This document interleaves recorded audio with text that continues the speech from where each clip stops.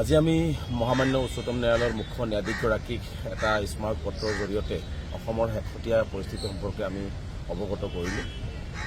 আপোনালোকে জানে যে অসমৰ হিমন্ত বিশ্ব শৰ্মা চৰকাৰে যি ধৰণে অসমৰ সংখ্যালঘুসকলৰ ওপৰত নিৰ্মম অত্যাচাৰ চলাইছে আৰু বিশেষকৈ উচ্ছেদৰ নামত যি অমৰণীয় পৰিস্থিতিৰ সৃষ্টি কৰি সংখ্যালঘুসকলক গুলীয়াই হত্যা কৰাৰ যি প্ৰৱণতা আৰম্ভ কৰিছে, ইয়াৰ বিৰুদ্ধে আমি ইতিমধ্যে দিল্লীত আন্দোলনৰ কাৰ্যসূচী গ্ৰহণ কৰিলোঁ। দিল্লীৰ বিভিন্ন পক্ষক আমি অৱগত কৰিলোঁ আৰু শেহতীয়াভাৱে সোণাপুৰত যিটো 2জন মানুহক গুলীয়াই হত্যা কৰিলে, 30জনতকৈ অধিক মানুহক আহত কৰিলে, এই কথা বাৰ্তাবিলাকে আচলতে অসমৰ সংখ্যালঘুসকলক আতংকিত কৰিছে আৰু এই মুহূৰ্তত অসমৰ সংখ্যালঘুসকলে হিমন্ত বিশ্ব শৰ্মাৰ নেতৃত্বৰ চৰকাৰখনত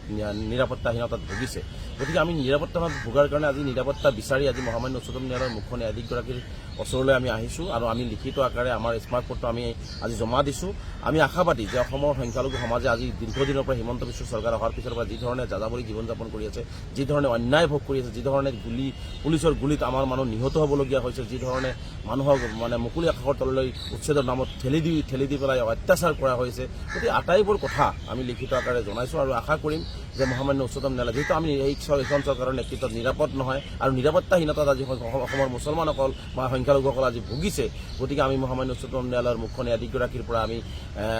এটা আশা কৰিছোঁ যে অন্ততঃ উচ্চতম ন্যায়ালয়ৰ মুখ্য ন্যায়াধীশগৰাকীয়ে অসমৰ সংখ্যালঘুসকলৰ ন্যায় নিৰাপত্তা আৰু অধিকাৰ সুৰক্ষিত কৰাৰ ক্ষেত্ৰত আৰু চৰকাৰখনৰ অমানৱীয় অত্যাচাৰ অমানৱীয়ভাৱে মানুহক